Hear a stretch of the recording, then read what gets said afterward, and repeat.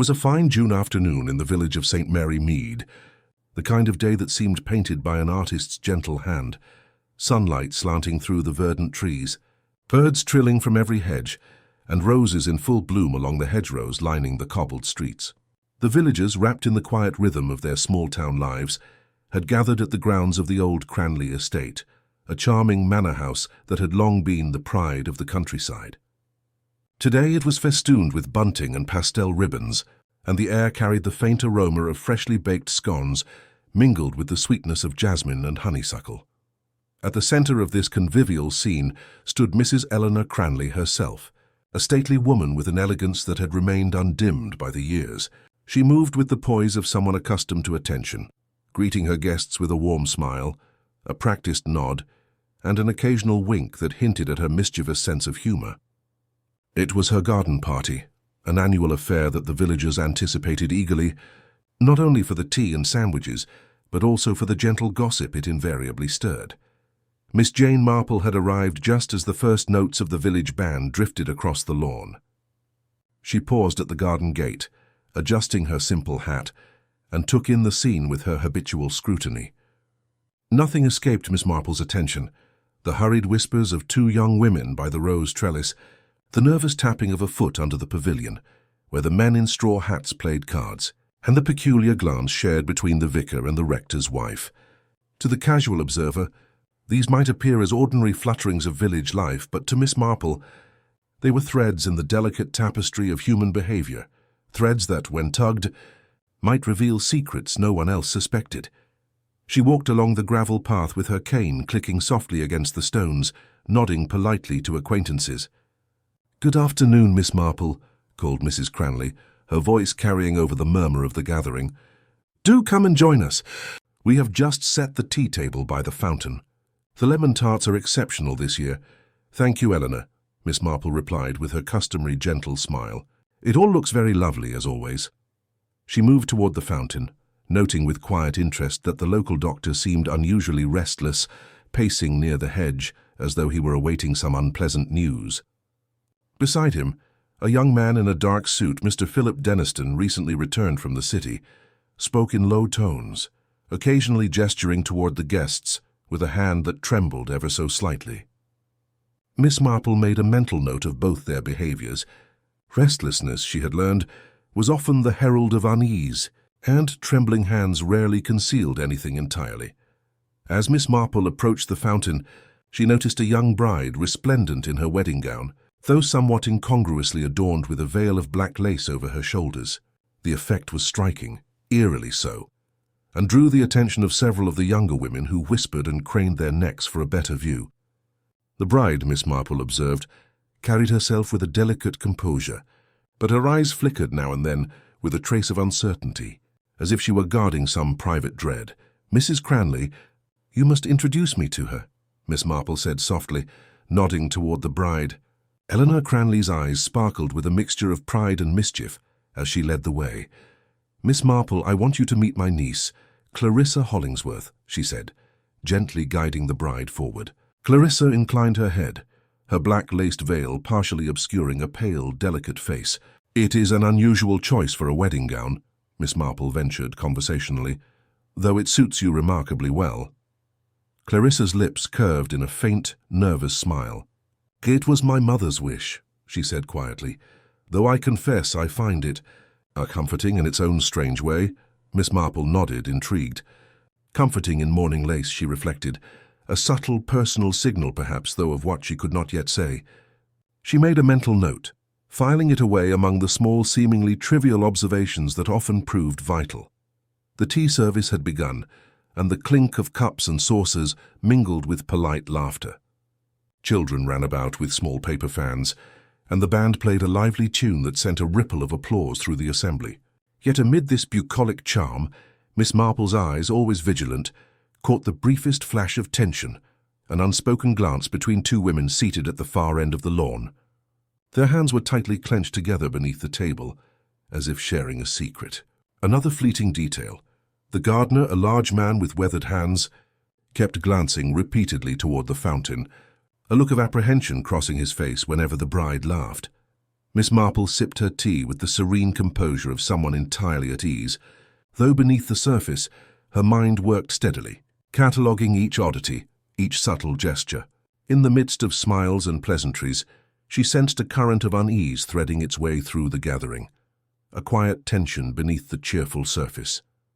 Villages, she knew, were reservoirs of secrets, and today, she thought, something about this party felt particularly charged, as if the air itself anticipated the unraveling of a hidden story. Across the lawn, the local vicar cleared his throat. "Might I propose a toast?" he said, raising a crystal glass. Guests quieted, and all attention turned toward him. "To the happy couple," he continued, "may their days be filled with joy and their hearts with unwavering love." The bride smiled and curtsied, the black lace glinting softly in the sunlight. But as glasses were raised, Miss Marple's keen eyes noticed a tiny tremor in Clarissa's hand.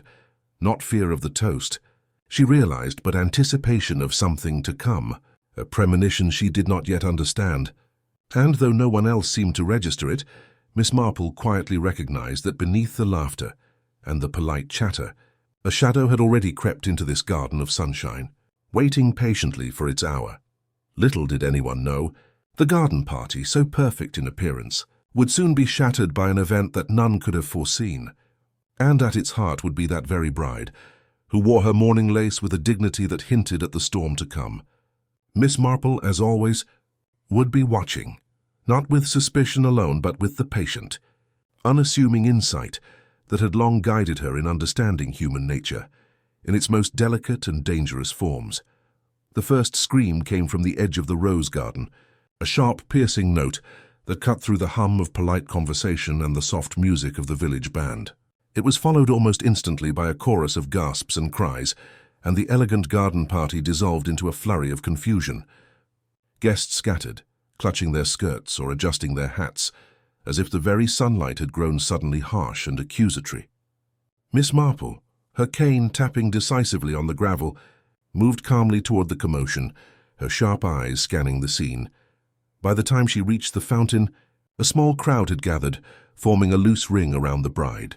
Clarissa Hollingsworth was on the ground, her black-laced veil askew, and her pale face framed by the soft petals of crushed roses. Beside her knelt Mrs. Cranley, calling her name with a mixture of fear and disbelief, while the local doctor pushed his way through the throng, examining the bride with professional urgency. "It's nothing to worry about," the doctor murmured, though his tone carried an edge of hesitation. "Just a fainting spell, most likely. Heat, nerves, the excitement of the day. Nothing more." His voice was reassuring to some, but to others it seemed too practiced, too calm. Miss Marple, standing quietly to one side, noted the slight sweat on his brow and the tension in his hands. The doctor's reassurances might comfort the crowd, but they did little to convince her own keen instincts. Even as Clarissa was assisted to a nearby chair, the whispers began. The village, it seemed, had been primed for scandal by the smallest hint of misfortune. Mrs. Peters, the baker's wife, shook her head vehemently. "I always said there was something odd about that girl," she whispered to her neighbor. "Mourning lace on her wedding day, and now fainting as if she's hiding something dreadful." Her neighbor, a prim schoolteacher named Miss Bartlett, nodded sagely. "It is unnatural, I think. A bride should glow, not swoon. There must be a reason we are not being told." From another corner, the vicar, adjusting his collar, attempted to restore calm. Now, ladies and gentlemen," he said, his voice a touch higher than usual. "There is no cause for alarm. Miss Hollingsworth is simply overcome by emotion." His glance, however, was fleetingly uncomfortable as it met Miss Marple's steady gaze, and here, as often happens in small villages, the theories multiplied with astonishing speed. Mr. Philip Denniston, the young man recently returned from London, muttered under his breath to no one in particular. Perhaps it's nerves, or maybe, who can say? Perhaps someone has spoiled the day deliberately. He glanced around furtively, as if half expecting a hidden assailant to leap from the hedges. Mrs. Cranley, flustered and flinging a handkerchief at her eyes, managed to regain some composure. "I can assure you all there is no foul play. Clarissa is simply fragile," she insisted, though her voice lacked the unshakable certainty she usually exuded. Even as she spoke, Miss Marple noticed the twitch of her lips, a barely perceptible sign of unease, and the tight grip she maintained on the bride's trembling hand. It was then that the local gossip, Miss Maudie Hemsley, made her entrance, stepping delicately into the gathering crowd with her ever-present notebook. "I saw it all," she announced loud enough for everyone to hear. "Clarissa was near the rose arbor when she collapsed. I did notice something odd, a shadow moving quickly behind the hedges. Perhaps a trick of the light, or perhaps—" her voice dropped to a whisper, though it carried through the circle like a bell. "Perhaps someone frightened her intentionally." A murmur ran through the crowd, each villager eager to lend credence to the theory, adding their own embellishments. The baker's apprentice swore he had seen Mr. Denniston linger suspiciously by the fountain earlier, while the vicar's wife claimed the florist had been acting strangely, adjusting the ribbons in an almost nervous frenzy. Miss Marple, standing slightly apart, let these observations wash over her. Each had elements of truth, perhaps, but none formed a coherent pattern on their own. The village was a living organism of conjecture, a breeding ground for half-formed accusations. Even the children seemed affected. Their games abruptly abandoned as they whispered to each other, wide-eyed about the fainting bride.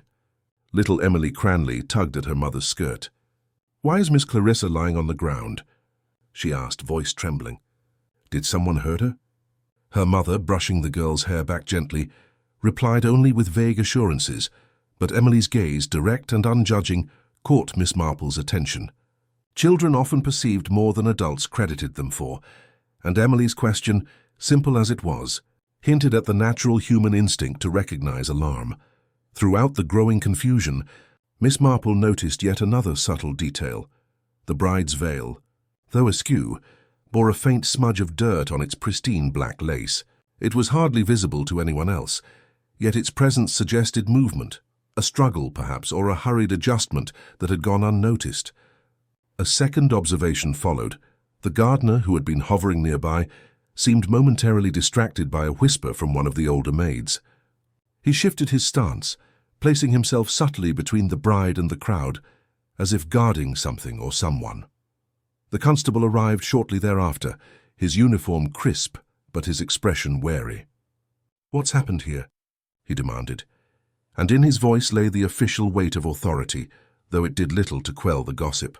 Miss Marple, as usual, waited patiently for him to finish. She had learned long ago that authorities often fixated on appearances, eager to settle matters swiftly and neatly, while the truth lingered quietly, waiting to be coaxed into view. By the time the party had quieted somewhat, the villagers' curiosity and concern had evolved into speculation, each mind weaving its own narrative. Miss Marple sipped her tea, calm and observant, letting the swirl of gossip and conjecture unfold like a tapestry before her. The fainting of the bride was no accident, she suspected, though the why and the how remained concealed beneath layers of social niceties and personal agendas. Beneath the laughter, the polite reassurances, and the gentle clinking of porcelain, Miss Marple detected the subtle undercurrent of fear and uncertainty, and in her heart she knew that the garden party, with its bunting and sunlight, had been merely the setting for a revelation that would ripple through the village, one that would test the hidden bonds, old resentments and carefully maintained appearances of every inhabitant. For the first time that day, a shadow passed over Clarissa Hollingsworth's delicate features. Miss Marple, observing quietly from the edge of the gathering, felt a faint tightening in her chest, not of fear but of anticipation. The village, for all its quaint charm, was now a stage set for the unveiling of secrets long buried, and she as ever would be watching, patiently, unobtrusively, until the story revealed itself. By the following morning, St. Mary Mead had resumed its gentle rhythms, though a faint undercurrent of tension lingered in the air. The roses along the hedgerows seemed a little less vibrant, the village lanes a touch quieter. Word of Clarissa Hollingsworth's fainting spell at the Cranley garden party had spread like wildfire, carried by neighbours, shopkeepers, and the inevitable Miss Maudie Hemsley, who seemed to take personal pride in chronicling every detail.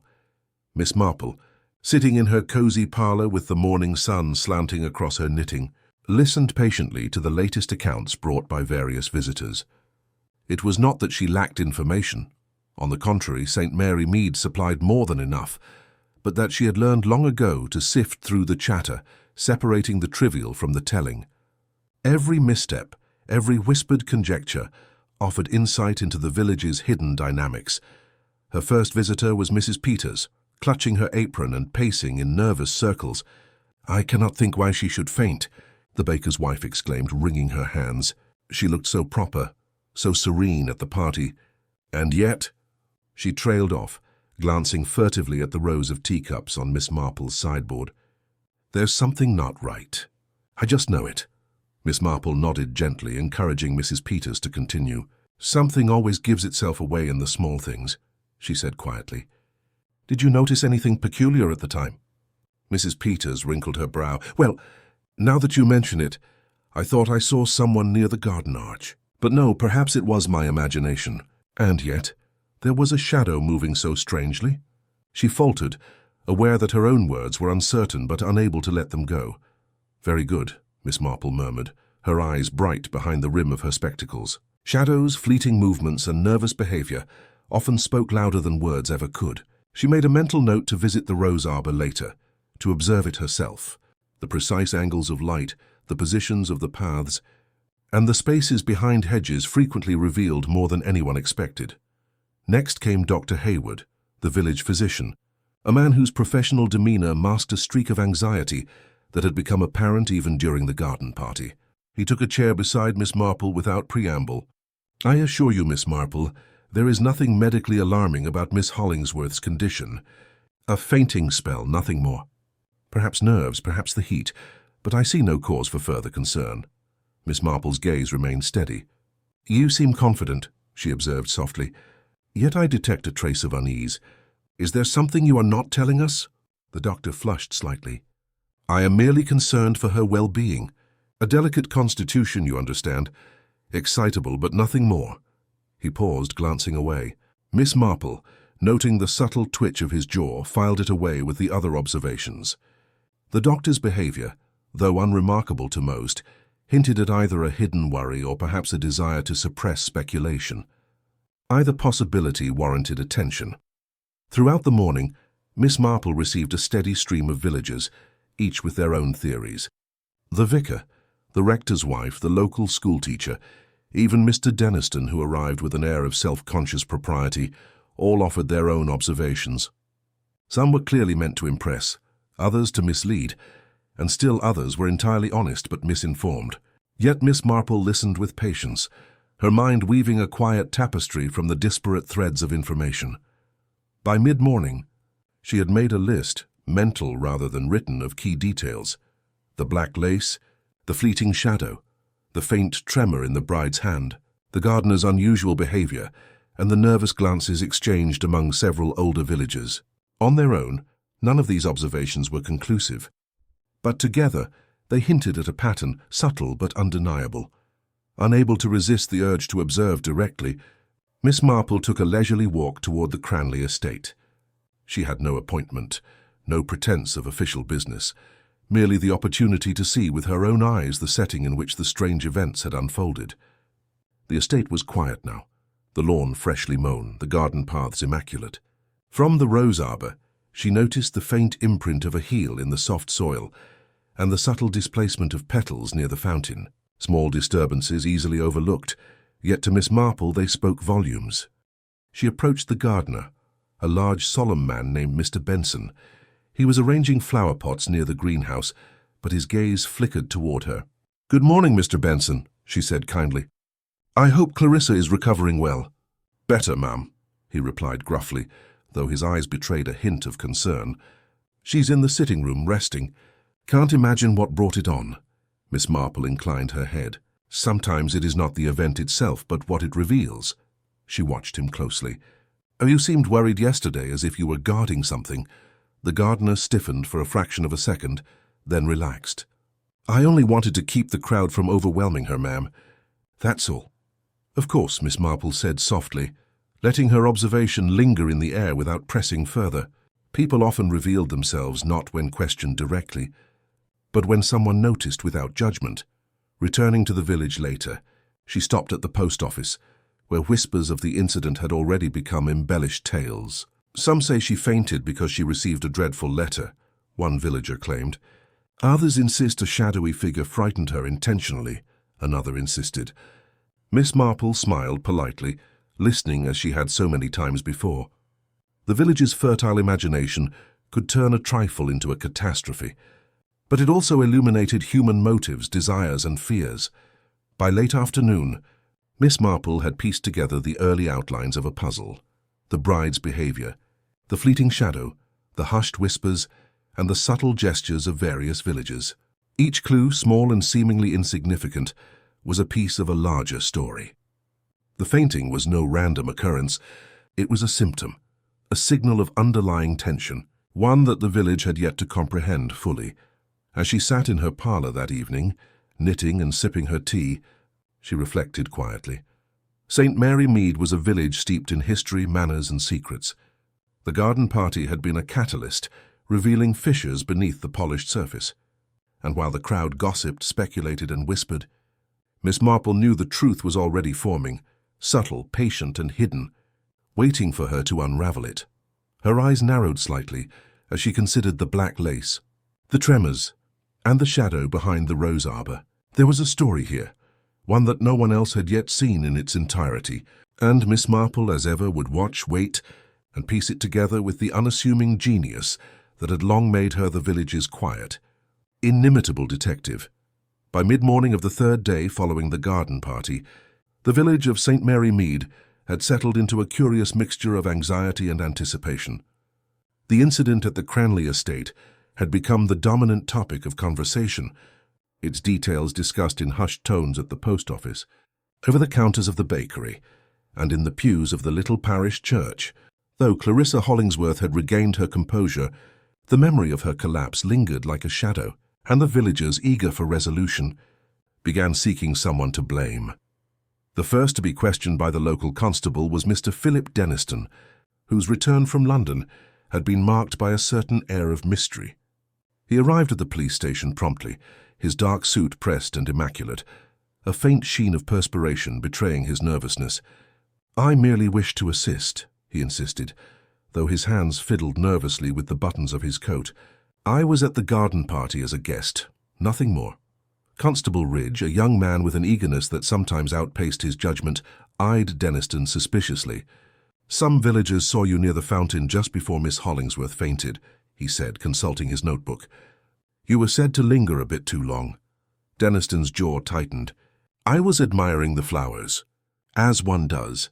Surely no one believes a gentleman would—" He paused, aware of the eyes of the constable, and the weight of expectation pressing down on him.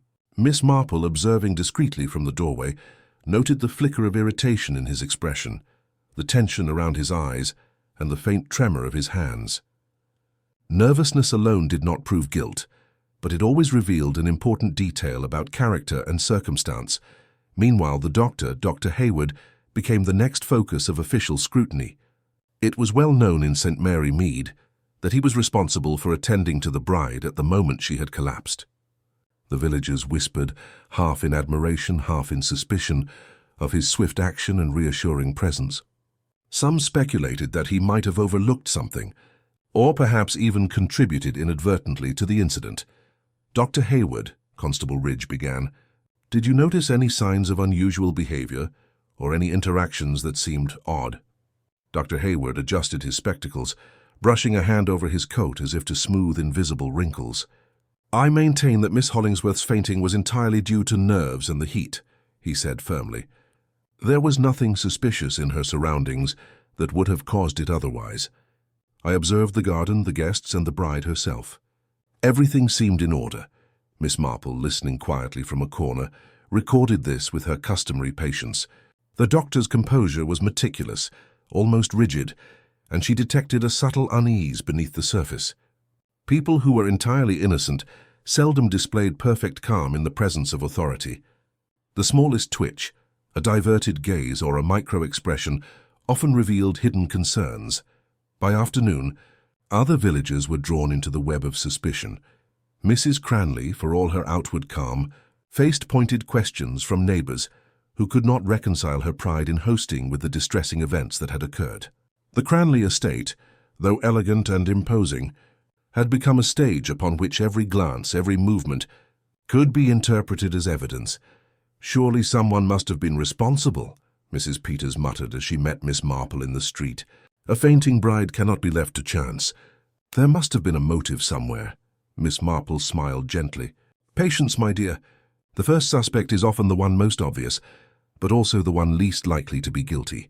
She paused, letting her words settle. Villagers are fond of seeing shadows where there may be none. Still, the constable pressed on, and soon the first theories hardened. Denniston, the young man from London, became the centre of many conversations. His recent return, the mysterious aura of his city ways, and his proximity to the fountain at the critical moment rendered him, in the eyes of the villagers, both convenient and culpable.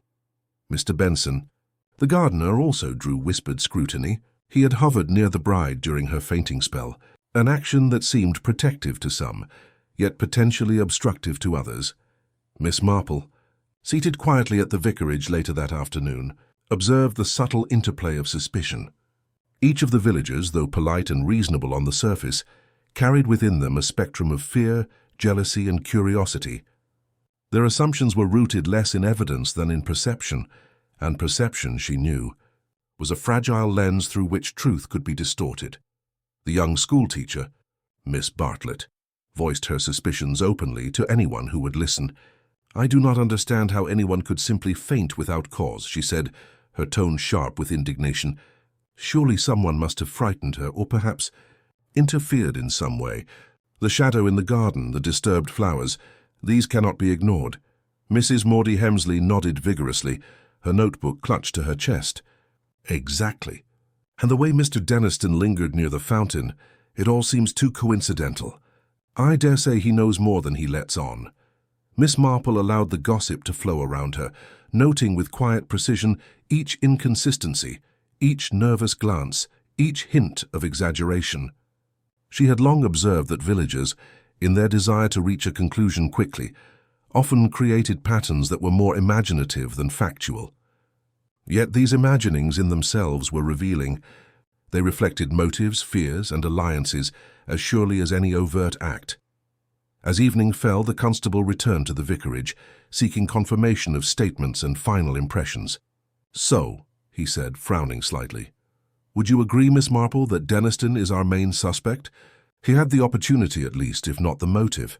Miss Marple tilted her head thoughtfully. "Opportunity alone is rarely sufficient, Constable. And motive in this case is more complicated than it appears.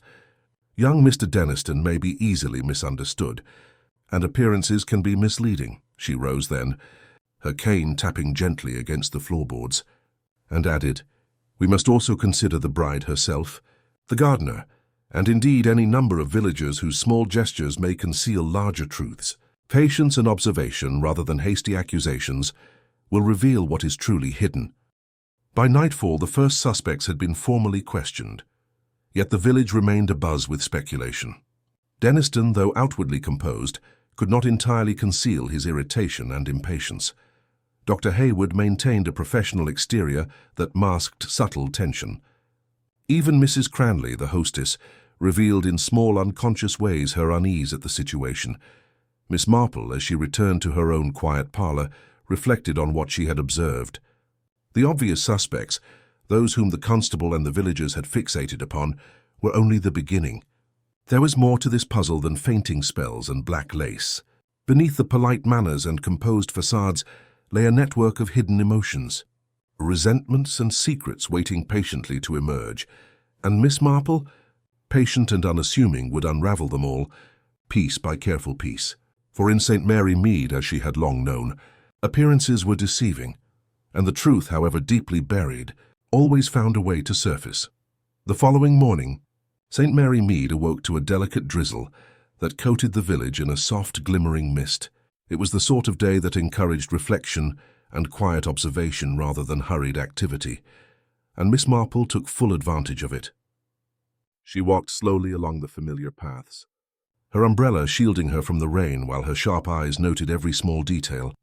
The way the hedges bent slightly under the weight of raindrops, the glimmer of water pooling in the footprints of early pedestrians, and the faint impressions left in the soft soil of the Cranley Gardens. Miss Marple had already formed a mental map of the party's events, the interactions she had observed, and the behaviors of the various villagers. Yet as she approached the Cranley estate, she felt that something crucial had been overlooked. The garden, normally so serene, seemed almost expectant, as though it too was waiting to reveal a secret. The rose arbor, where Clarissa had collapsed, drew her attention first. She knelt carefully, examining the earth beneath the trellis. Most would see only mud and crushed petals, but Miss Marple's eyes were trained to notice subtle irregularities. There, near the base of a thorn bush, was a small, almost imperceptible scuff mark, too narrow for a shoe, too long for a dropped object. She crouched further, her finger tracing the faint groove in the soil. It was a delicate curved mark, as if a narrow heel had pivoted sharply. But what caught her attention most was the tiny smear of something dark at the edge of the mark, so small it could easily be dismissed, yet entirely out of place among the soft earth and pale petals. Miss Marple's mind worked quietly, cataloguing the possibilities. The mark suggested movement, perhaps hurried, perhaps deliberate. And the dark smear, was it mud or something else? She could not tell at first glance, but she noted it carefully. For small things, she had learned, often led to profound revelations. From the corner of her eye, she saw Mr. Benson, the gardener, tending the flower beds, his hand steady but his gaze unusually alert. Miss Marple approached him with her characteristic blend of politeness and subtle inquiry. "Good morning, Mr. Benson," she said softly. "I hope I'm not disturbing you." "Not at all, ma'am," he replied, though the slight stiffness in his posture betrayed some tension. "Just making sure everything recovers from the party." "I see," Miss Marple said, crouching slightly to indicate the scuff mark. "I was curious. Do you know how this might have been made?" Benson frowned, glancing at the mark, then back at her. "No, ma'am. Could be anyone passing through. I've been keeping the garden tidy, and I didn't notice anything unusual that day." Miss Marple nodded, though she noticed the faint hesitation in his reply. She did not press further, for often the truth revealed itself without force. People, when left unobserved, tended to behave naturally, and in those moments, they betrayed the smallest hints of knowledge they wished to conceal. Walking further into the garden, Miss Marple turned her attention to the fountain, where Clarissa had collapsed. The water glimmered, reflecting the grey light of the morning, and she noticed the faint traces of footprints at its edge, impressions too shallow to be immediately discerned. Kneeling, she traced one with her finger. The angle, the direction, the slight hesitation in its curve. Someone had approached, stopped, and retreated quickly, a subtle hesitation that suggested either surprise or calculation. She rose, contemplating the patterns she had observed. The fainting, the scuff mark, the footprints, all pointed to a movement that had been overlooked by both villagers and police alike. And yet, there was something more delicate, something human that tied these observations together. The bride's own behavior. Clarissa's gestures during the garden party, the tremor in her hand, the brief flicker of alarm in her eyes, all of it hinted at a response to something she had perceived. But none of the onlookers had understood. Returning to her parlour later that morning, Miss Marple reflected on the village's reactions. She had noticed how quickly suspicion had fallen on Mr. Denniston, how firmly the villagers had accepted the idea that the fainting was the result of external interference rather than internal distress. Yet the clue she had found, the scuff mark and the subtle smear, was not aligned with the surface assumptions. It suggested a more deliberate action, something small but calculated, intended to provoke a reaction without drawing immediate attention. Miss Marple's thoughts drifted to the interplay of human nature she had so often observed. Villagers were adept at noticing the obvious, yet they frequently overlooked what was subtle. It was in these subtle moments, the hesitation of a footstep, the flicker of an eye, the small displacement of a garden stone, that the truth often revealed itself. And in this instance, she suspected that the fainting, the reactions, and the seemingly trivial disturbances were all part of a larger design. Later in the afternoon, she visited the vicar, ostensibly to return a borrowed book. Their conversation meandered gently, as village conversations often did, yet Miss Marple's keen eyes remained alert. The vicar, who prided himself on discretion, spoke carefully, but she noticed a fleeting glance toward the window, as if watching for someone, and the slight tightening of his fingers around his teacup. Returning home, Miss Marple took her knitting once more, but her mind did not rest. She mentally catalogued the scuff mark, the smear, the hesitant footprints, the subtle gestures of the villagers, and Clarissa's own behavior. Each piece on its own seemed innocuous. Together they formed a pattern, faint but distinct, that pointed to an orchestrated disturbance. It was a clue invisible to everyone else, yet as vivid to her as the flowers in the garden. By evening, Miss Marple had resolved to observe the village more closely in the coming days, focusing on interactions that might otherwise appear ordinary. People revealed their true natures when they believed themselves unobserved, and the smallest gesture often betrayed the most significant secret. The fainting at the garden party, she concluded, was not a random incident but a signal, a minor event that hinted at a far more intricate story waiting patiently to unfold. And so, with her knitting in hand and a thoughtful gaze fixed on the twilight outside her window, Miss Marple prepared herself for the patient work of discovery. The hidden clue, small though it was, had opened a window into the truth, and she, as always, would be the one to peer through it with clarity, patience, and subtle insight. By the 6th day after the garden party, the village of St. Mary Mead had become a delicate ecosystem of tension and whispered revelations. The fainting of Clarissa Hollingsworth, once perceived as a minor incident, had now grown in the minds of villagers into a full-blown mystery, and every glance, every idle remark, seemed to carry hidden meaning. Miss Marple moved quietly through this web of suspicion, her eyes always observing, her mind cataloguing, her presence so gentle that even the most guarded villagers often failed to notice her scrutiny. That morning, she received a visit from Mrs. Cranley, whose composure had been steadily fraying under the strain of gossip and repeated questioning.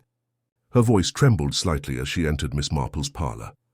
"I do not understand, Miss Marple," she began, wringing her gloved hands. "I have done everything I can for Clarissa, yet the village seems convinced that someone here wished her harm." Miss Marple regarded her calmly.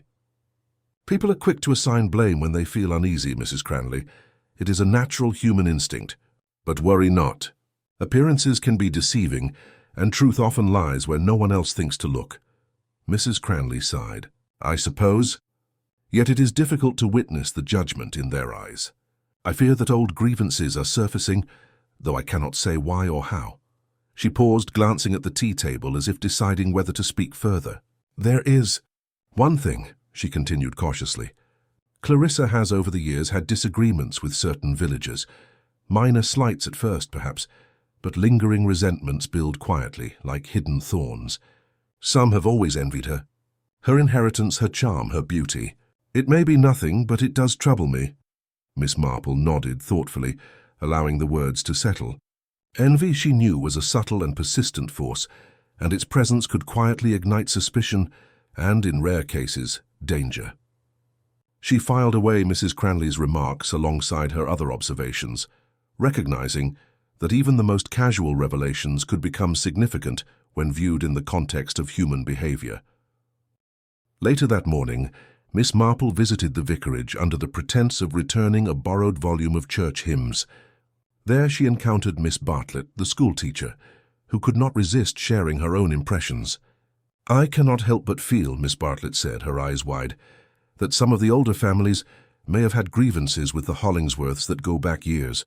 A perceived insult, a forgotten slight, or even a business dispute. Such matters may seem small, yet they endure, quietly festering," Miss Marple agreed gently. "Indeed, Miss Bartlett. In small communities, the past rarely remains buried. Old resentments linger, unnoticed by outsiders but remembered vividly by those involved. They often emerge at the most unexpected moments. By mid-afternoon, she decided to take a stroll through the village lanes, seeking the subtle exchanges and gestures that often revealed more than words. At the bakery, she overheard Mr. Peters and a few older men speaking in low tones.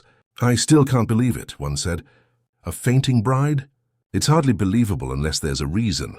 Perhaps, another replied, "It has something to do with that Hollingsworth fortune. People have always whispered about it. And Miss Cranley, well, she does guard her niece's affairs closely, doesn't she? Perhaps someone is trying to unsettle her," Miss Marple observed silently from a shadowed corner. The villagers' casual conversation, layered with assumptions and half-formed theories, provided her with insight into the tangled web of emotions and motives. Each person, she noted, interpreted events through the lens of their own experiences and grudges, unwittingly revealing hidden tensions within the community. Later, she ventured toward the edge of the Cranley estate, where the riverbank meandered in gentle loops. Here Mr. Benson, the gardener, was repairing the broken fence near the orchard. His hands worked methodically, yet Miss Marple could not help but notice the faint tension in his shoulders and the way his gaze flickered toward the distant village. It was subtle, almost imperceptible, yet enough to suggest unease, perhaps rooted in knowledge of events he had not yet disclosed. "Good afternoon, Mr. Benson," she said softly, her cane tapping lightly against the path. "The garden is recovering nicely, I see. Yet I imagine it must be a strain to manage after the party." Benson straightened slightly. "It has been busy, ma'am, but I manage. It's my duty to keep everything in order." "And a duty to the truth, perhaps?" Miss Marple asked innocently, her eyes fixed on him. She said nothing more, but the faint narrowing of his eyes suggested that her observation had not gone unnoticed. Often it was not the questions themselves, but the quiet persistence of attention that prompted revelation. As the day wore on, Miss Marple gathered further insights from casual interactions: the young maid who served tea at the party, who hesitated when speaking of certain guests, the florist whose arrangements seemed too meticulously aligned, almost as if to conceal some minor oversight, even Clarissa herself, who had begun to express subtle anxieties masked by polite smiles and delicate movements. By evening, Miss Marple had compiled a mental map of hidden motives and relationships, the unspoken rivalries and resentments that threaded through St. Mary Mead. Each revelation, seemingly minor in isolation, formed a pattern when observed collectively: the envy of distant relatives, the lingering disputes among long-standing families, and the delicate but significant interactions between servants and guests. What became increasingly clear to her was that the fainting incident had acted as a catalyst, revealing fissures long buried beneath the village's polite surface. Misunderstandings, old grievances, and concealed rivalries had all emerged, not as direct causes of the event, but as a network of human behaviors and hidden tensions that could easily be manipulated or misinterpreted. Sitting in her parlor that evening, Miss Marple reflected on the revelations of the day. The hidden forces at play in the village were subtle, psychological, and deeply human. While the constable and the villagers focused on immediate suspects, she understood that the true explanation would emerge not from appearances alone, but from a careful synthesis of human nature, observation, and the quiet uncovering of secrets. Miss Marple's eyes rested on her knitting, her mind moving through the village as though each person were a piece on a chessboard. The fainting, the black lace, the shadow behind the rose arbor, all were pieces of a puzzle now becoming clearer. And within this puzzle, every villager, consciously or not, had revealed a fragment of the truth. The day concluded not with resolution, but with clarity. The village's surface calm masked a simmering undercurrent of hidden resentments and secret histories. Miss Marple, patient and discerning, would continue to observe, to piece together the fragments, and to prepare for the moment when the pattern revealed itself fully. For in St. Mary Mead, as always, the most dangerous truths were those that hid behind smiles, politeness, and everyday gestures. The morning following the revelations at the Cranley estate arrived with a sharp chill, the sort that made the villagers tug their coats tighter and quicken their pace along the cobbled streets. St. Mary Mead, usually serene and predictable, had become a village shadowed by curiosity and quiet suspicion. News had spread of Miss Marple's careful observations, though few truly understood the depth of her insight. For most, the fainting of Clarissa Hollingsworth remained an event shrouded in mystery. Ripe for speculation, it was at the post office, where the villagers gathered with an almost ritualistic fervor, that the next twist occurred. A telegram arrived for Mrs. Cranley, its arrival announced by the postmaster with solemn ceremony. The envelope was plain, the handwriting formal and precise. Mrs. Cranley's hand trembled slightly as she opened it, and a hush fell over the gathered crowd. The telegram contained only a few words, yet the impact was immediate. Disturbing news regarding your niece. Visit recommended. Urgent. London. Gasps echoed around the room. Mrs. Cranley's eyes widened, and she clutched the counter for support. This cannot be," she exclaimed. "What could it mean?" "Perhaps news of her fainting?" suggested Mrs. Peters, her voice laced with concern and curiosity. "Or worse, someone trying to frighten her further." Miss Marple, standing near the doorway, observed silently. The telegram, though brief, had immediately altered the village's emotional landscape. It introduced a new element of uncertainty, a possibility that the incident at the garden party was not an isolated event, but part of a broader chain of disturbances. She noted the reactions of those present, the flicker of alarm in Mrs. Peters' eyes, the subtle tightening of Mr. Denniston's jaw, the quick glance exchanged between the vicar and Miss Bartlett. Every motion, however slight, spoke volumes. Later that morning, the constable arrived at the Cranley estate with a sense of urgency. "Mrs. Cranley," he said, tipping his hat, "I understand you've received a telegram. Might we see it?" Mrs. Cranley, still pale, handed it over with shaking hands. Constable Ridge read it aloud, his voice careful as if aware of the villagers' watchful ears. "It seems your niece may require immediate attention in London." The wording is cryptic, but clear enough to suggest some form of disturbance or complication. Mr. Denniston, standing near the drawing-room window, made no move to hide his concern. "London," he murmured. "I wonder if this could relate to business matters, perhaps old acquaintances?" His voice, though measured, carried a subtle tension that Miss Marple noted. The slightest hesitation, the faint lilt in tone, often revealed what was unspoken. Miss Marple excused herself politely and walked to the garden, seeking the quiet solace that allowed her thoughts to align. The dew-laden paths glimmered in the dim light, and the rose arbor, the sight of Clarissa's fainting, seemed almost sentient in its silence. She knelt to inspect the ground once more, noting the scuff mark, the faint smear, and the subtle impressions near the fountain. Her mind, as always, worked in patterns. Each observation was a puzzle piece, and the telegram had introduced a new edge to the picture, a hint that someone outside the village might influence events within it. By afternoon, a messenger arrived, carrying a second, more urgent note, this time addressed directly to Clarissa. It was short, written in hurried, almost scrawled handwriting. "Do not trust appearances. What seems harmless conceals danger. Attend to your affairs carefully." The words, though few, were enough to unsettle the household. Clarissa, usually composed, clutched the note with trembling hands, glancing nervously at Mrs. Cranley and the others. The arrival of these messages cast a shadow over the investigation. What had been a local curiosity, a fainting at a garden party, was now entwined with external influences, unseen yet potent. Miss Marple, however, remained calm. She understood that fear often magnified the significance of minor events. The telegrams and notes were certainly designed to provoke anxiety, but they were also likely to conceal more mundane motives beneath a veneer of urgency. Evening brought an unexpected visit from the vicar, his expression unusually grave. "Miss Marple," he said quietly, "I feel compelled to inform you that some villagers are growing anxious, believing that there may be an intention to harm the bride. There is talk of sending someone to London to investigate further." Miss Marple inclined her head thoughtfully. "Indeed, Reverend. Yet one must be cautious. Actions driven by fear rarely reveal truth. They often obscure it." She paused, her gaze steady.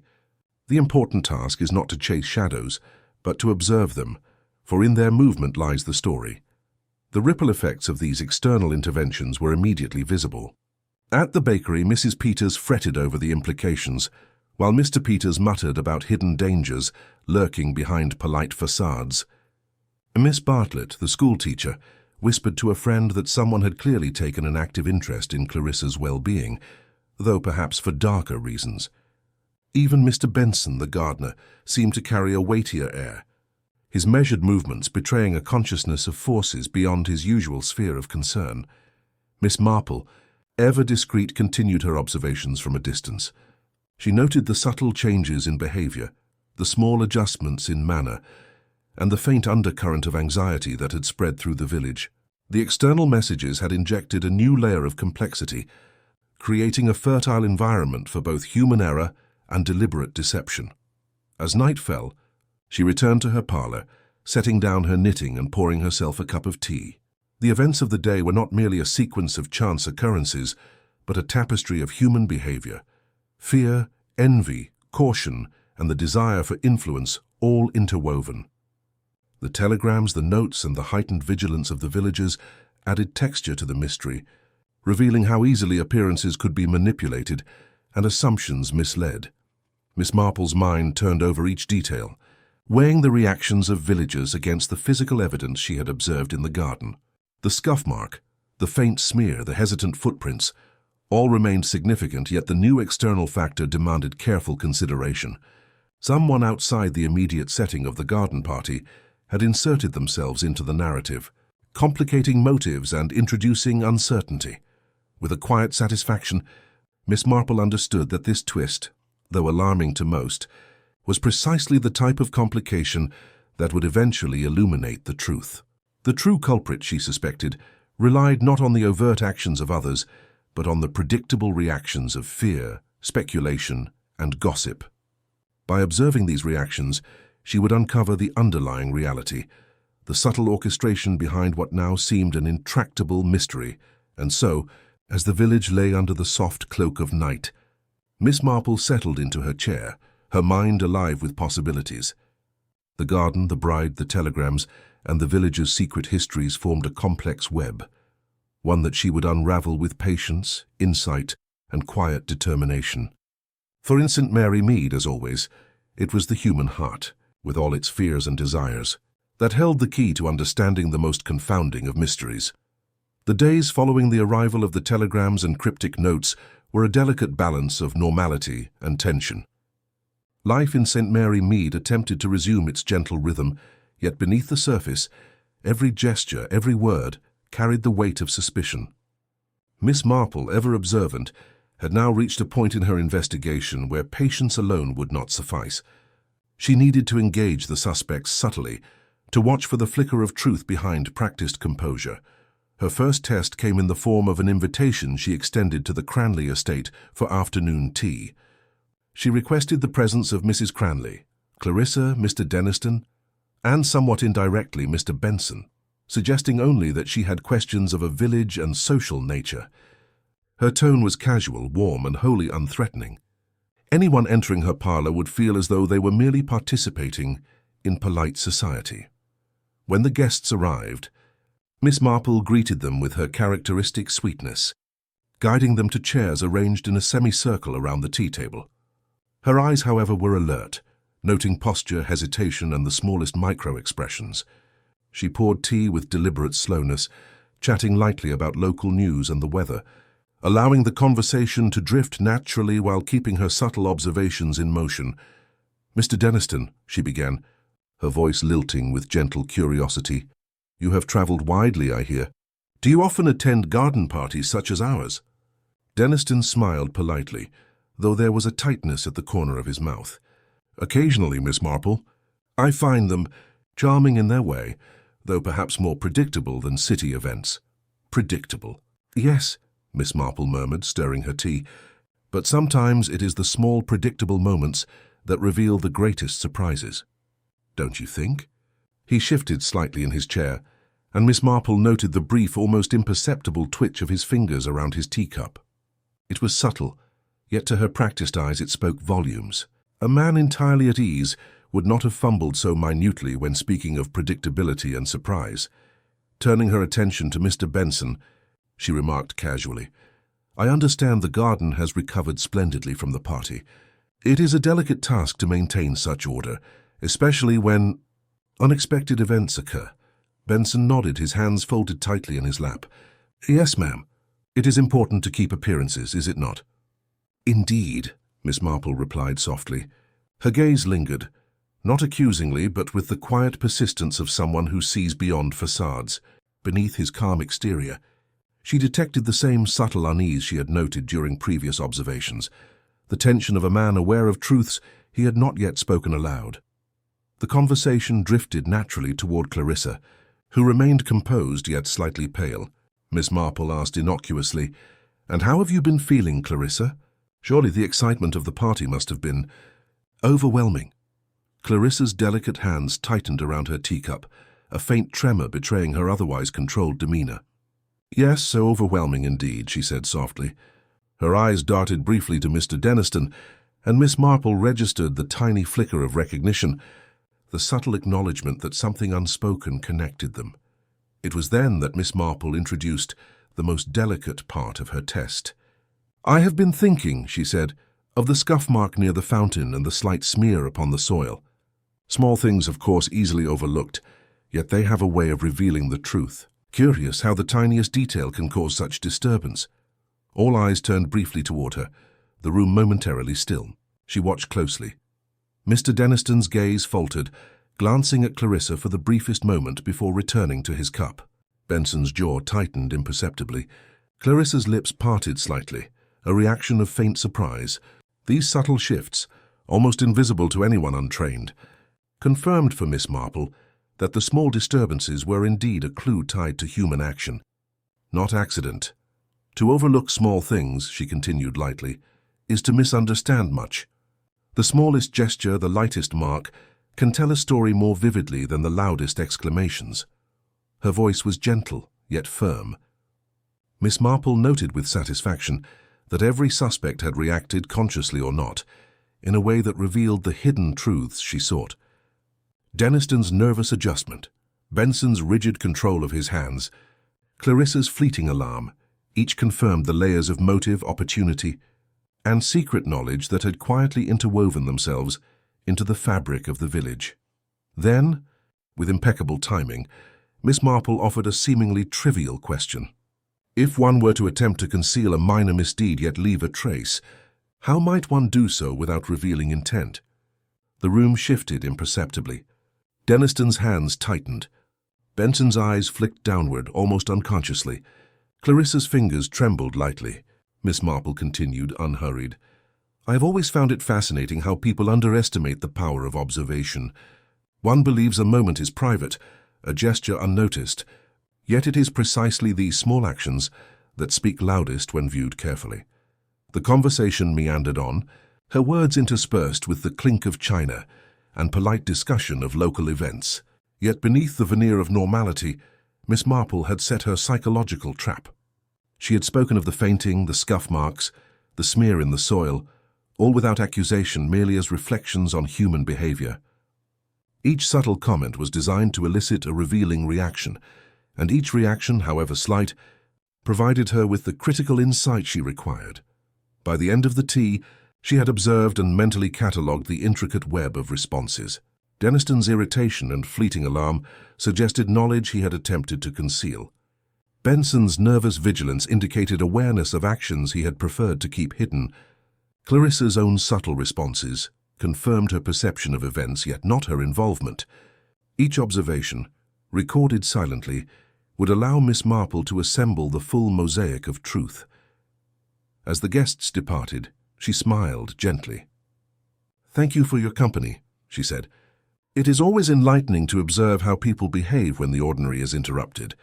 Even the smallest details may hold great significance." Once alone, Miss Marple settled in her chair, knitting idly yet thinking keenly. The final test had been conducted, and the pieces were falling into place. The human heart, with all its subtleties, quirks, and secrets, had revealed the faint outlines of the truth. And Miss Marple, patient and unassuming, now had the knowledge she needed to approach the ultimate revelation. The next steps, she knew, would require precision and delicacy. The web of suspicion, once illuminated by observation, would soon unravel, exposing the carefully concealed threads of deception. And in St. Mary Mead, where every smile could hide a motive and every gesture could reveal a secret, the true culprit would have nowhere left to hide. The following morning, St. Mary Mead awoke under a soft, diffused sunlight, which did little to dispel the lingering tension that had quietly settled over the village. Miss Marple, as always, began her day with a careful review of her observations, her knitting resting idly in her lap, while her mind traced every detail, every reaction, and every nuance she had witnessed. The psychological tests she had conducted during tea had provided the final pieces she required, and now, with a gentle certainty, she prepared to bring the truth into the open. It was Mrs. Cranley who unwittingly provided the perfect setting for the revelation, She had invited Miss Marple once more to the estate, ostensibly to discuss Clarissa's future social engagements, yet the estate's drawing room offered a discreet, controlled environment in which Miss Marple could gather the key players. Mr. Denniston, Mr. Benson and Clarissa herself were present, along with the vicar and a few of the older villagers, curious yet careful to remain on polite terms with the hostess. Miss Marple allowed a moment of casual conversation to pass, her eyes sweeping the room with an unassuming, patient grace. Then she began, her tone gentle, almost conversational, as though guiding the group through a story rather than accusing anyone. It is remarkable, is it not, how people respond to unexpected events. Even the smallest gestures, an adjustment of the hands, a flicker of the eyes, a tremor of the lips, can reveal more than we might imagine. There was a faint ripple among the villagers. Some glanced at each other, questioning her meaning. Others, including Mr. Denniston, maintained a polite composure, though Miss Marple noted the subtle tightening of his jaw. "I have been considering the events of the garden party," she continued, "and the fainting of dear Clarissa, which to many appeared entirely accidental. Yet accidents, as we know, often disguise intentions, and intentions can be revealed through patterns too small for ordinary eyes to perceive."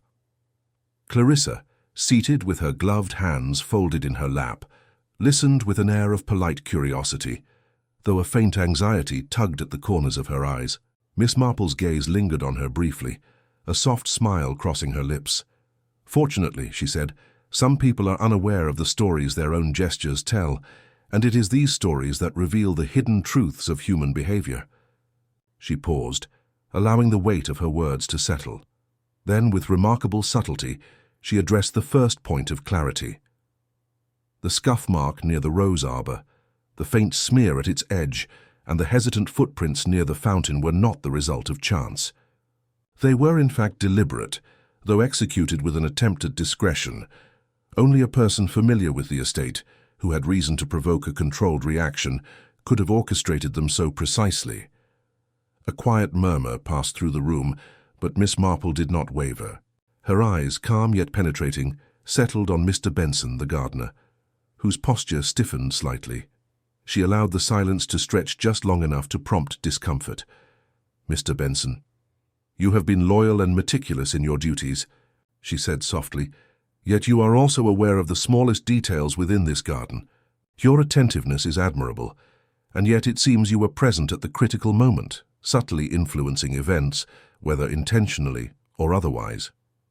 Benson's hands twitched, and he lowered his gaze. I do not understand, Miss Marple," he stammered, though the faint flush on his cheeks betrayed the truth she had anticipated. Miss Marple inclined her head, her tone gentle but firm. "You need not speak immediately. Others, however, reveal themselves differently." She turned her attention to Mr. Denniston, whose eyes had narrowed imperceptibly. "And then there is Mr. Denniston, polite, composed, urbane, a man who travels widely, who is accustomed to observation and strategy. Your presence at the garden party was not coincidental, and your interest in the telegrams was more than mere curiosity." Denniston's fingers tightened around his teacup, his lips pressed into a thin line. Yet it was the brief flicker of unease, the tiny hesitation before his response, that confirmed Miss Marple's deductions. I was concerned for Clarissa's safety," he said carefully, though Miss Marple's perceptive eyes detected the truth beyond his words, that concern had been mixed with calculation, that subtle acts had been executed to test reactions. "And then there is the final piece," she said, her voice softening as she regarded Clarissa. "The young bride herself, whose grace and composure have been remarkable throughout these trying days, was not responsible for the fainting incident. Rather, she responded naturally to a carefully orchestrated disturbance, one intended to provoke fear and suspicion in the very hearts of those around her. Her reactions, though genuine, reveal neither guilt nor deception." A hush fell over the room. Miss Marple allowed it to linger before continuing. "The fainting was a signal, a subtle prompt designed to observe responses, to manipulate perception. The scuff mark, the smear, the hesitant footsteps, they were all minor indicators, deliberately, placed yet only visible to those who know where to look. And in observing these, One can discern the motives and intentions of those who orchestrated them. Her gaze returned to Mr. Denniston. It is you, Mr. Denniston, who has sought to manipulate events, testing the reactions of the villagers and the bride alike. Your motive, as I have discerned, was rooted not in malice toward Clarissa, but in personal ambition, a desire to assess the disposition of the Cranley family and their allies. Denniston's face paled, and he opened his mouth, only to close it again. Miss Marple's voice, soft but unyielding, filled the room. The human heart is rarely hidden completely. Actions betray intention, even when words attempt to disguise it. In this instance, your careful orchestration has been revealed not through confession, but through the natural language of behavior, an unspoken truth that could not remain concealed in the presence of a keen observer. Benson, still seated, swallowed hard. Clarissa, though relieved of suspicion, exhaled in quiet tension.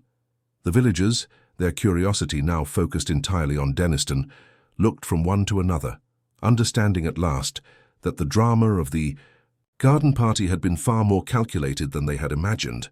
With a gentle smile, Miss Marple concluded, "And so we see how even the smallest gestures, the faintest marks and the subtlest reactions can illuminate a carefully concealed truth. In St. Mary Mead, as always, appearances may deceive, but the human heart, in its own subtle ways, cannot entirely hide." Denniston rose slowly, his composure shaken but not broken. "I suppose you have revealed more than I intended," he admitted quietly, though the room was silent enough for his words to carry weight. Miss Marple inclined her head with the faintest of nods. "Indeed, Mr. Denniston. Yet it is a natural consequence when one underestimates the power of observation, patience, and understanding of human nature." In the quiet that followed, the village understood that the mystery had reached its resolution. The fainting, the marks, and the carefully orchestrated disturbances were all part of a calculated plan, yet they had been deciphered through subtle perception rather than accusation. And in that revelation, the order and calm of St. Mary Mead could slowly begin to restore itself. The revelation of Mr. Denniston's manipulations rippled through St. Mary Mead with the quiet inevitability of a stone dropped into still water. Unlike a violent storm, it disturbed the surface slowly, revealing beneath it patterns long obscured, subtle fractures among the village's social fabric. By morning, the villagers were awake not only to the soft sunlight, but also to the awareness that their peaceful community had been touched by a deliberate scheme, a demonstration of the human capacity for subtle deceit. Miss Marple moved through the village with her usual measured grace, nodding and exchanging gentle greetings, though her mind remained alert to the quiet stirrings of human nature. The boulanger who had whispered the previous week about scandal and gossip now spoke cautiously, aware that much had been observed and nothing could escape the watchful eye of subtle scrutiny. Even Mrs. Peters, who prided herself on knowledge of all village affairs, approached with a new humility, understanding that appearances could be deceiving and intentions often concealed. At the Cranley estate, life had begun to settle into a careful rhythm. Mrs. Cranley, though relieved that Clarissa had been entirely innocent, could not fully dismiss the lingering anxiety that had settled over her household. "Miss Marple," she said one morning as the detective inspected the roses by the fountain, "I am infinitely grateful for your intervention. Were it not for your insight, I fear we might have descended further into misunderstanding and fear." Miss Marple smiled faintly, her eyes crinkling at the corners. "It is often the small observations, the quiet patience, that illuminate what seems complicated. People see what they expect and miss what is evident in plain sight. Clarissa's fainting, the marks, the footsteps, all minor occurrences, revealed the true nature of those who acted under the guise of concern." Clarissa, seated nearby with a cup of tea, nodded. Her expression was calm, though her fingers toyed with the edge of her handkerchief in a small habitual gesture. "I never imagined," she said softly, "that something so trivial in appearance could conceal such intention. It is astonishing, yet somehow reassuring that the truth emerged without harm to anyone." Miss Marple inclined her head. "Indeed, my dear. Often, the most perilous aspects of human nature are the ones hidden behind polite manners and smiles. Yet even in their concealment, They leave traces for those who know where to look. The villagers, though relieved that no physical harm had come to Clarissa, could not entirely dismiss the unease that lingered. At the bakery, Mrs. Peters reflected on the revelation, noting how even seemingly trustworthy individuals might harbor hidden motives. Mr. Peters, arranging the morning's bread, quietly acknowledged the lessons of observation, discretion, and patience, understanding that the most subtle actions could carry the weightiest meaning. Over the next few days, Mr. Denniston made arrangements to leave St. Mary Mead discreetly. Though there was no formal accusation or public scandal, it was understood that his influence had been ill-advised and unwelcome. The villagers watched him depart with polite civility, masking their relief behind courteous expressions. Miss Marple, observing from her window, noted the mixture of satisfaction and lingering curiosity that such departures inevitably provoked. Meanwhile, Mr. Benson resumed his work in the gardens, though with a slightly subdued air. Miss Marple, while conversing with him one afternoon, allowed subtle reassurance to enter their dialogue. "Your care for the estate has been exemplary," she said gently. "Yet one must always remember that even the most loyal intentions can be misconstrued if circumstances are manipulated." Benson nodded quietly, recognizing the wisdom of her words. "I shall take care, ma'am. It is a lesson well learned." The village slowly returned to its routines, though the collective consciousness of St. Mary Mead had been altered. The garden parties, once simple occasions of charm and decorum, were now approached with a faint awareness of hidden motives and the delicate dance of observation and discretion. In private conversation, villagers acknowledged that their assumptions about others had been challenged, that even the most respectable appearances could conceal intentions beyond immediate perception. Miss Marple herself reflected quietly on the lessons of the past fortnight. The fainting incident, the telegrams, the psychological tests, and the eventual revelation had all underscored a truth she had known for decades. Human nature, with all its intricacies, is both predictable and endlessly surprising. People reveal themselves, not only through words but through subtleties of movement, hesitation, and gesture. Even carefully orchestrated plans cannot entirely obscure the language of behavior. That evening, Miss Marple sat by her fireside, her knitting needles moving almost unconsciously, while her mind traced the interconnected threads of the village. The events of the past days, she considered, were a reminder that vigilance, observation, and patience were often the most effective instruments of justice. One need not confront with accusation or force. Often, understanding and quiet perception suffice to reveal truth and restore order. In St. Mary Mead, the villagers began to re-establish their familiar rhythms. Children played along the lanes, shopkeepers opened their stores with a renewed attentiveness, and the Cranley estate, though marked by recent events, once again radiated calm. Yet beneath the surface, subtle changes had taken root. Conversations were now laced with a heightened awareness of human behavior. Smiles, gestures, and casual remarks were observed with more care, for the villagers had learned that even minor actions could carry weighty significance. Miss Marple, observing these subtle shifts from her window, allowed herself a quiet smile. The village was at peace, though subtly transformed. Human nature remained constant, yet the lessons learned from this small drama ensured that the community would navigate future complexities with more discernment. And as the sun set over St. Mary Mead, casting a warm glow across the lanes and gardens, Miss Marple reflected on the enduring truth of her experience. The greatest mysteries are not solved by force or confrontation, but by patient observation, gentle deduction, and an unerring understanding of the human heart. In that understanding lay not only resolution, but also the quiet reassurance that even in a world of hidden motives, truth, ultimately, finds its way to the surface.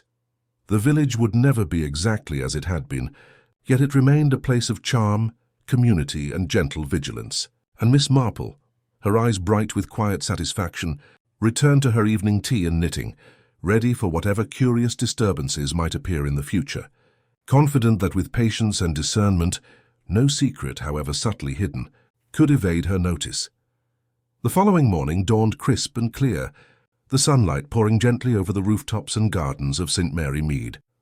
Though the village appeared serene, a quiet tension still lingered in the corners, the aftershock of revelation slowly settling into a more permanent awareness.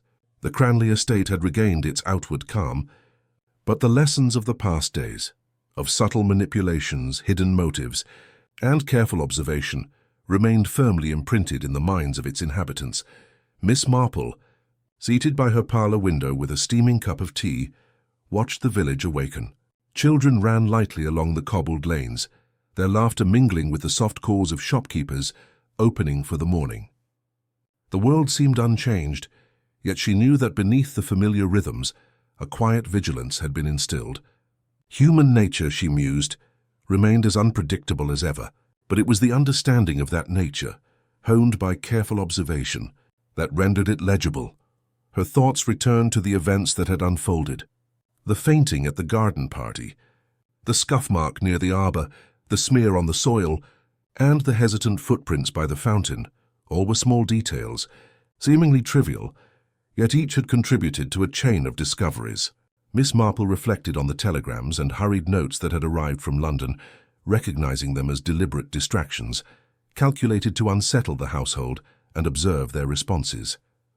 They had served their purpose for the instigator, yet it was in those responses that the true story had revealed itself. Clarissa, now fully recovered from her fright, had returned to her usual composure. Her delicate presence at the estate, ever gracious and poised, had reminded Miss Marple that appearances could both conceal and reveal. The young bride had been entirely innocent, yet her reactions, measured and instinctive, had provided a mirror in which others' intentions had been reflected. Miss Marple admired the subtle strength of her character, the way she navigated fear and curiosity alike with quiet dignity. Mr. Deniston's departure had restored a measure of security to the village, though Miss Marple knew the man's influence lingered in whispered conversations and furtive glances. His manipulation, careful and deliberate, had been uncovered not by force but by observation. The reading of gestures, the noticing of hesitation, the subtle uncovering of truths concealed beneath politeness. It was, Miss Marple thought, a lesson in the constancy of human behaviour. Even the most careful plans leave traces, and no one, however cautious, can completely mask the language of their intentions. Even Mr. Benson, whose role had been largely passive, but nonetheless involved, had learned from the experience. He moved among the gardens with a slightly subdued air, yet there was a newfound attentiveness in his manner, an awareness of the small cues that might indicate more than met the eye. Miss Marple, observing him one afternoon while inspecting the roses, allowed herself a faint smile. Small lessons, learned quietly, often shaped the character more profoundly than dramatic events ever could. The village, in its quiet routine, was learning the same lessons. Conversations at the bakery, the post office, and the vicarage were now tinged with a gentle caution, an awareness that the subtleties of behavior could reveal hidden truths. People were kinder, perhaps, yet more attentive. Their polite smiles carried an undercurrent of observation, their gestures weighed with new care. In this, Miss Marple saw a subtle improvement, a reinforcement of her belief that understanding the human heart required both patience and empathy. As the day wore on, she reflected further on the chain of events that had led to the resolution of the mystery. It had begun with a fainting, an apparently minor incident, yet one that, in the hands of a careful observer, revealed the web of hidden intentions. Each person's response, fear, anxiety, curiosity, and vigilance, provided a map of the underlying motives. The psychological landscape, Miss Marple considered, was far richer and more revealing than any physical evidence could be. She recalled her own method throughout the investigation: quiet observation, patient listening, and the careful weighing of every gesture, word, and hesitation. While the villagers speculated, gossiped, and misjudged each other, Miss Marple had gathered the threads of truth with gentle persistence. Her deductions were never abrupt. They emerged naturally, revealed by the behavior of the people themselves. The final revelation, when it came, had been a culmination of these quiet, almost imperceptible insights. In the evening, she walked through her garden, the air filled with the scent of autumn leaves and early blooming chrysanthemums. The quiet rustle of the trees seemed to mirror the thoughts in her mind, intricate, layered, yet connected by patterns that were unmistakable once seen. She considered the nature of deception, how easily it could be disguised beneath civility and routine, and yet how inevitably it left signs for the discerning eye. Human behavior, in all its subtlety, could be read as if it were an open book, if one had the patience to understand the language it spoke. Returning to her parlor, she settled once more with her knitting, her hands moving with the familiar rhythm that allowed her thoughts to flow. The events of the past weeks had reminded her that even in the quietest, most seemingly ordinary villages, human passions, fear, ambition, love, and envy could be both potent and invisible. Yet it was precisely this invisibility that made observation so rewarding. To see clearly, to understand deeply, was a rare gift, and one that Miss Marple wielded with quiet, unassuming skill. As the fire crackled softly in the hearth, she reflected on the village itself. St. Mary Mead would continue, as it always had, with its gentle charm, subtle rivalries, and the delicate balance of social relationships. But now, beneath the surface, the villagers carried with them an awareness of human complexity, a recognition that appearances could be deceptive and that every gesture might hold significance. Miss Marple sipped her tea, her gaze lifting to the window where the last light of day lingered across the rooftops. She considered the lessons of the garden party, the fainting and the subsequent manipulations with quiet satisfaction. The resolution had been achieved not by confrontation or accusation, but by patient attention to the unspoken language of human nature. In her own quiet way, she allowed herself a sense of contentment. The mystery had been solved, the truth revealed, and the village restored to its outward calm. Yet the deeper lesson remained, that human nature, in all its subtlety and complexity, required gentle observation, keen insight, and an unwavering patience to understand fully. And so, St. Mary Mead returned to its gentle rhythms, the village subtly altered, yet as charming as ever. Miss Marple, her heart light with the satisfaction of a mystery resolved, resumed her knitting, her mind quietly attuned to the small, telling details that whispered the ongoing stories of human hearts and village life. For in her world, the ordinary was never simple, and the truth, though sometimes hidden, was always waiting to be seen by those with the patience and insight to observe.